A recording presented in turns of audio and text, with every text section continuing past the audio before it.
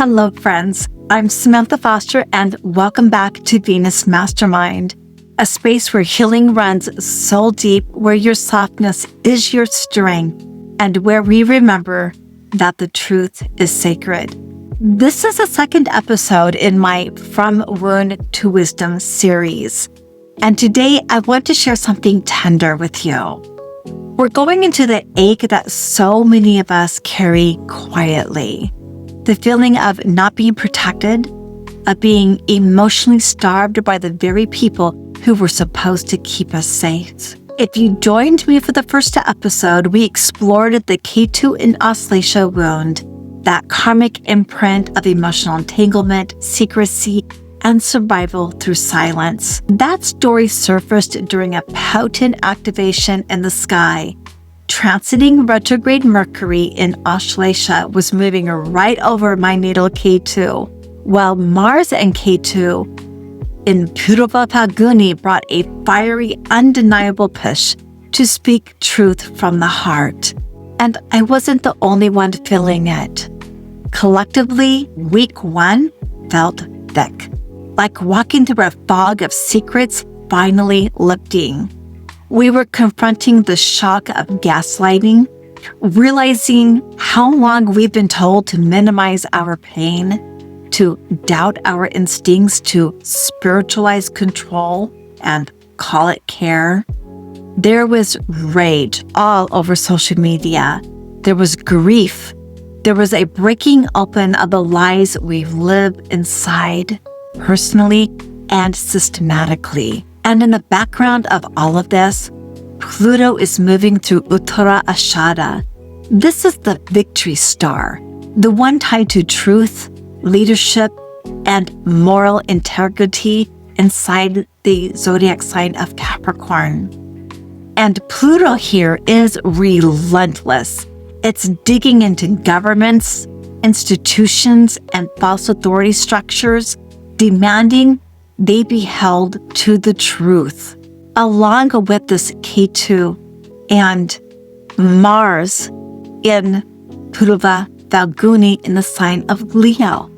So the personal isn't separate from the collective. The same unraveling that's happening in our nervous systems, playing out in headlines, courtrooms, and communities. Auslasia stirred the poison. It revealed that the contracts of secrecy we've silently upheld in our homes, our bodies, our politics, and our spiritual spaces. But karmic clarity is just the beginning, because once the illusion breaks, the body remembers what it's been holding. And that's where this week begins. We move from mental entanglement of K2 in Auslasia into the emotional starvation of Saturn in Rohini. From gaslighting to the raw ache of not being nurtured. From karmic poison to the beautiful prisoner who learned to survive without being seen. If week one was about breaking the spell, week two is about returning to the body that held it all. The body that smiled to stay safe. The body that deserves to be told the truth. Growing up, my world didn't feel calm. It wasn't safe. And it wasn't nourishing. It was controlled and structured around silence. And in that silence, there was things I saw, things I felt, and things I learned way too early. I didn't have the words for it then, but my body remembered. The messages were confusing. Touch didn't mean love. It meant ownership. Attention didn't mean care. It meant harm. And being a girl came with expectations that had nothing to do with who I really was. There was a deep hunger in me for warmth, for safety, for someone just to see me and hold me. But instead, I learned to be quiet, to be good, and to perform the version of myself that would keep the peace. Even though I carried that mask well, somewhere deep inside, I knew something wasn't right. Even though I carried that mask well, somewhere deep inside, I knew something wasn't right. Life wasn't supposed to be like this. That knowing, that quiet inner truth became the first spark of my freedom. So why am I sharing this now? Because something's been stirring in my chart and in the sky. It's not subtle either. Remember last week I shared that I was in my Saturn K2 Dasha period? I shared how K2 was showing up in my own life and in the collective. Now let me share how Saturn is showing up. Right now, as I'm creating this video, Venus has just passed Uranus in Taurus. And just for timeline purposes, I'm filming and I prepared for this video the beginning of July. You may be seeing it after that, but it was the beginning of July that I was coming out with this and starting to record and prepare for these. So going back to Venus, just passing Uranus in Taurus, a transit that's shaking loose everything we buried about embodiment, pleasure, consent, and safety. Taurus is ruled by Venus, and Rohini, one of the most central, emotionally rich nakshatras, sits fully within the sign.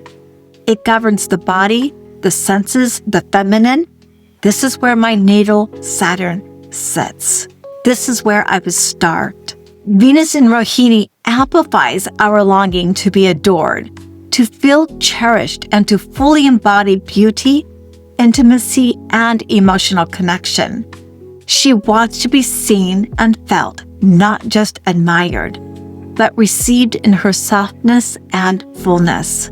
But she also carries the ache of rejection. When love becomes performance or beauty becomes a mask. Uranus in Kritika, on the other hand, brings a sharp, cutting truth. Kritika is ruled by Agni, the fire of purification. It severs illusion. It slices through conditioning. Uranus here doesn't ask permission. It burns through what no longer protects us, so something truer can emerge. So when Venus in Rohini meets Uranus in Kritika, we get a kind of a cosmic rupture where the longing for tenderness crashes into the fire of truth, where false safety is burned away and embodied truth breaks free. For me, this conjunction is personal. Venus and Uranus are currently conjunct my natal Saturn in Rohini, stirring up the very themes I've spent years learning to heal. It's activating the part of my chart that holds the karmic wound of emotional starvation, of body disconnection, of deep control and trauma that once lived unnamed in my nervous system. And it's all rising now, not to re-traumatize, but to release, to reclaim, to lead with truth, and to voice the truth. Part of the releasing is being able to name it and talk about it and share it with so many others that have gone through the same thing. And I know I'm not the only one feeling it right now, because what's rising in my body is echoing through the collective body too. I see it out on social media. I see it coming out in the politics and in our leadership. We are in a moment of awakening, of reckoning, of women remembering what their bodies have known all along. And the headlines reflect it. Women coming forward about long hidden abuse in celebrity marriages. Influencers breaking down the curated illusion of feminine embodiment. Spiritual leaders being outed for masking control as care. Entire industries collapsing under the weight of exploitation disguised as beauty.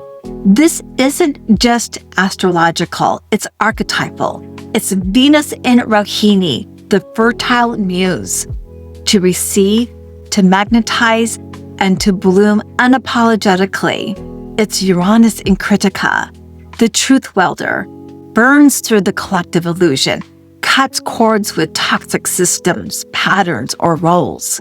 It's Mercury in Australasia, the archetype of the hypnotic mind, subtly powerful, deeply intuitive, and potentially transformational or dangerous, depending on awareness and healing that we covered in week 1. And it's all being exposed under these current transits in the sky. This is not just my moment. It's a collective reckoning. Along with Pluto in Uttarashada, I get so excited talking about astrology and watching it unfold in our society. Too, along with Pluto in Uttarashada, I just had to say that so you know that if I'm smiling and I'm excited, it's because I love astrology, I love self-development, and I love being self-aware and the awakening. Because in those moments and in these times that may seem difficult, there's healing on the other side. There's a brighter future on the other side. That's why I get so excited to share these things within the collective and in our own personal lives that are happening.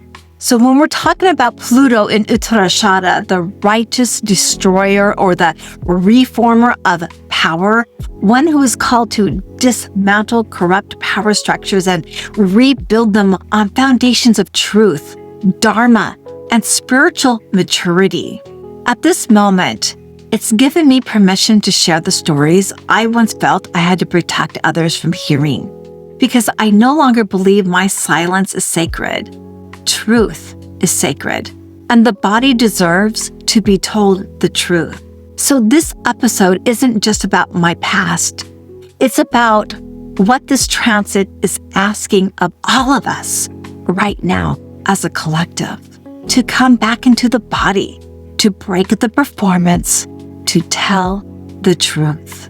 And right now, this wound isn't just showing up in my life, it's showing up everywhere. Because Venus and Uranus and Taurus are doing more than stirring the sky. They're stirring our nervous systems, our memories, our voices. This transit is waking up a whole generation of women and men too, who've been living in beautiful prisons, like relationships that looked perfect from the outside, but far from it. Spiritual communities that promised safety, but demanded silence. Bodies that performed softness while starving for truth. And this month of July, the archetypes are coming alive. They're not just stories in our charts. They're stories in the news. Let me show you what I mean. The beautiful prisoner, the perfect wife who finally spoke up. In July, Denise Richards was granted a restraining order against her husband after revealing years of domestic abuse. She said she stayed silent to protect his image until she couldn't anymore. Rohini broke the spell. Kritika lit the fire. The performed feminine, the embodiment couch facing burnout this month. Viral videos have begun. The performed feminine, the embodiment couch facing burnout. This month, viral videos have begun exposing the darker side of influencer wellness. Underneath the curated beauty, women are sharing stories of disordered. Underneath the curated beauty, women are sharing stories of eating disorders, depression, and performance-driven spirituality. The mask is cracking, you guys. We're realizing beauty without truth is just branding. Another one, the spiritualized control, the healer who hid harm. The One Taste scandal resurfaced again this month. A so-called embodiment practice now under federal investigation for coercion and trafficking. What was once marketed as liberation is being unmasked as control. Kritika doesn't care about your branding. It cares about truth. Last but not least, here's one more example. The fallen father. The leader who's losing power, Pluto in Uttarashada, is holding governments and public figures to karmic truth. From political trials to spiritual exposes, We're seeing how false authority collapses when Pluto says, no more performance, no more pretending. These aren't just isolated events. They are archetypal awakenings. They are Rohini's ache rising to the surface. They are Kritika's flame burning through illusion. And they are Pluto in Uttarashada dismantling false power and demanding karmic integrity. This is the force that moves through our homes, our bodies, our leadership structures, quietly but unmistakably asking, what happens when we stop performing for love and start living in our truth? What happens when the feminine says, I deserve more than survival? And maybe most of all, what happens when truth stops being optional and starts being sacred? If you're feeling tender, angry, hopeful, or cracked open by all of this, that's okay. That's real. You're not alone. You're part of this. We're all waking up from the beautiful prison and coming home to the truth of our bodies together. For me, healing didn't come all at once. It came in quiet moments when I stopped performing and started listening to my body, listening to my grief, to the truth I had buried just to survive. It looked like learning how to mother myself softly and patiently, grieving the love I never received and giving myself what no one else had ever known how to give. It looked like letting the mask slip and choosing to stay anyway. It wasn't always graceful, but it was real. And that's where the healing began. Now, through Venus Mastermind, I support others in doing the same, coming home to the wisdom of their bodies, letting softness be sacred, not something to shrink from, saying no to performance and saying yes to presence, remembering that truth lives in the body, not in how good we look or holding it together, because you were never too much, because you were never too sensitive, you were never too much, and you were never broken. You are the soul who remembered herself, even when the world asked for you to forget, even when silence seemed safer, even when it hurt to feel. And now you're coming home to your softness, to your strength, to your truth. And I am so honored to walk that path beside you. So if any part of this spoke to you, if you've ever smiled when you were aching inside, have the peace while abandoning yourself, silence your truth to make others comfortable, I want you to know you're not alone. You are not your mask. You are not the silence you were taught to keep. You are the one who is coming home to your softness, to your truth, to your body. This is just the beginning. Until next time.